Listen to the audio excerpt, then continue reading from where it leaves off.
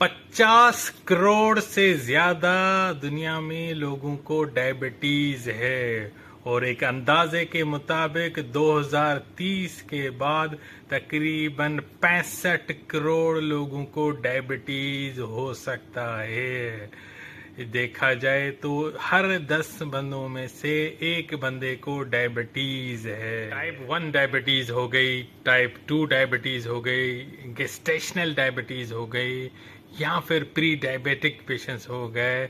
सबसे ज़्यादा प्रिवलेंस जो डायबिटीज़ की है वो टाइप 2 डायबिटीज़, जो कि 95% लोगों को टाइप 2 डायबिटीज़ है और बाकी में 5% में टाइप 1 डायबिटीज़ है और रिमेनिंग जो गेस्टेशनल और प्री डायबिटीज़ तो एक अलग कंडीशन है, लेकिन गेस्टेशनल बहुत ही रेयर आपको पता है जो प्रेग्नेंट लेडीज़ हैं उनके अंदर होती है। तो आज मैं आपसे डिस्कस करने जा रहा हूँ कुछ ऐसे टेस्ट जो डायबिटिक पेशेंट्स के किए जाते हैं ताकि उसकी मदद की जाए उसका डायबिटीज़ को कंट्रोल करने में और उसकी डॉक्टर की मदद की जाए ताकि वो डायग्नोस कर सके कि क्या ये पेशेंट अभी प्री डायबिटिक है या डायबिटिक हो चुका है।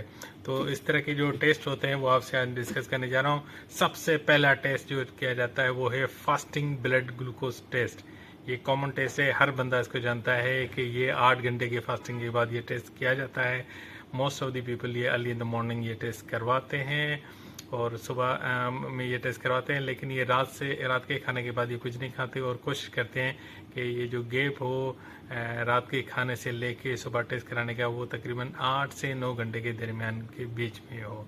तो इसको बोलते हैं फास्टिंग ब्लड ग्लूकोज टेस्ट।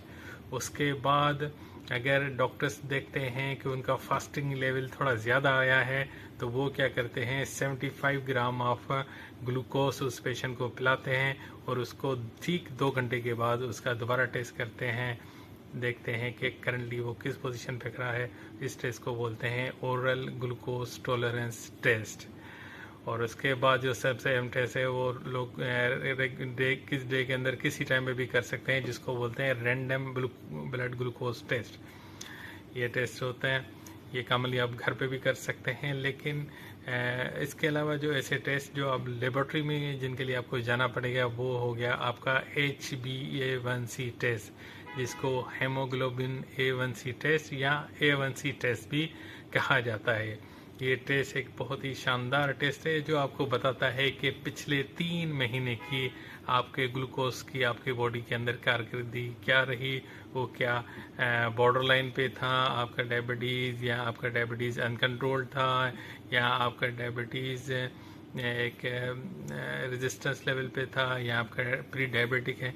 तो ये उसमें आसानी से पता चल जाता है, जिससे आप अंदाज़ा लगा सकते हैं कि आप करंटली किस पोजीशन पे खड़े हैं। और ये भी डॉक्टर की भी बहुत अच्छी हेल्प करता है, ना सिर्फ आपकी डायग्नोसिस ऑफ डायबिटीज़ के लिए बल्कि आपकी डायबिटीज़ को मैनेज करने के लिए भी ये टेस्ट बहुत ही ज़्यादा महत्वपूर्ण और अच्छा रहता है। ये टेस्ट जो मैंने डिस्कस किए ये तो आपकी डायग्नोसिस या मैनेजमेंट के लिए ज़रूरी होते हैं आपकी डायबिटीज़ के लिए, लेकिन आप याद रखिए कि डायबिटीज़ जब आपको होता है तो इंसुलिन रेजिस्टेंस का भी चांस होता है, आपकी बॉडी के अंदर इंसुलिन रेजिस्टेंस हो सकता है।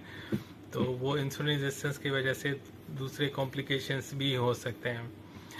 और डायबिटीज़ के कॉम्प्लिकेशन तो आप जानते हैं कि आप को रेटिनोपैथी हो सकता है, आपको न्यूरोपैथी हो सकता है, आपको नेफ्रोपैथी हो सकता है, आपको यहाँ तक कि डायबिटिक फुट अल्सर हो सकता है। तो आपको जो दूसरे अहम टेस्ट करवाने होंगे आपके लिए वो तो 4 टेस्ट हो गए, जो फास्टिंग में हो गया, रैंडम हो गया, ओरल ग्लूकोज टेस्ट हो गया, HbA1c हो गया और इंसुलिन रेजिस्टेंस टेस्ट। ये तो डायबिटीज़ से कम्प्लीट रिलेटेड, या इंसुलिन टेस्ट जो आपके ब्लड के अंदर कितना इंसुलिन अवेलेबल है, ये तो डायबिटीज़ से रिलेटेड हो गया। लेकिन डायबिटीज़ के कॉम्प्लिकेशन वाले टेस्ट भी बहुत ज़्यादा इंपॉर्टेंट है।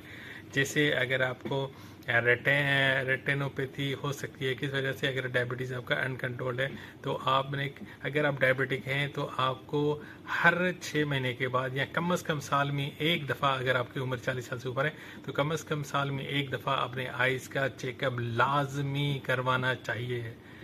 और उसके साथ आप अपना कोलेस्ट्रॉल लेवल भी लाजमी चेक करवाएं, यहाँ तक कि आप अपना अल्ट्रासाउंड भी लाजमी करवाएं ताकि आपको पता चल सके कि आपके इंटरनल ऑर्गन्स इस वक्त किस पोजीशन पे हैं और उनके अंदर क्या चल रहा है। इसके साथ आपको अपने कार्डियोलॉजिस्ट से भी मिलना चाहिए, जो आपके हार्ट हेल्थ, आपके लंग हेल्थ, इनके जो आपका रेस्पिरेटरी जो डॉक्टर होगा, आपका जो चेस्ट स्पेशलिस्ट डॉक्टर है आप या पल्मोनोलॉजिस्ट है उससे आप चेस्ट का टेस्ट करा सकते हैं।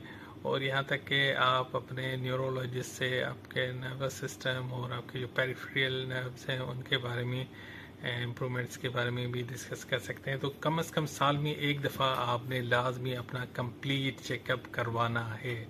आपके लिवर के कुछ टेस्ट होंगे जो आप अगर LFT करवा लें, लिवर फंक्शन टेस्ट करवा लें, अपना ब्लड टेस्ट करवा लें, हेमोग्लोबिन टेस्ट करवा लें, आप अपना यूरिन टेस्ट करवा लें, आपने किडनी स्टोन टेस्ट करवा लें।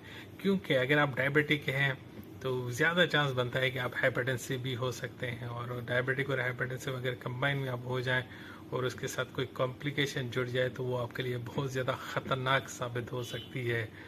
तो आपने रखना है अपना ख्याल, ना सिर्फ आपने अपना ख्याल रखना है बल्कि आपने अड़ोस पड़ोस में जो भी लोग हैं जिनको डायबिटीज़ हैं या वो प्री डायबिटिक हैं या वो ओबीज हैं तो आप उनको बताएं, उनको इन्फॉर्मेशन दें। और ना अगर ना आप खुद दे सके इन्फॉर्मेशन तो मेरी वीडियो उनके साथ शेयर कर लें ताकि उनको कंप्लीट इन्फॉर्मेशन रेगुलर बेसिस पे मिलती रहे।